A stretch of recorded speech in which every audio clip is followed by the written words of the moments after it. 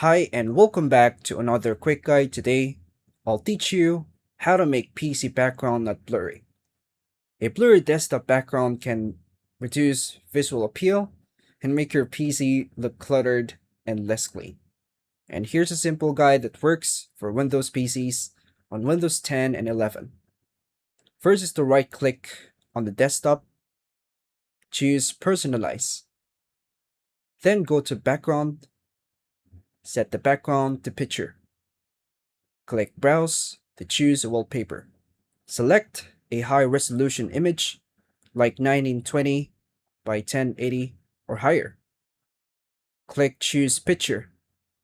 Find the Choose a Fit option, then select Fill or Fit or Avoid a Stretch.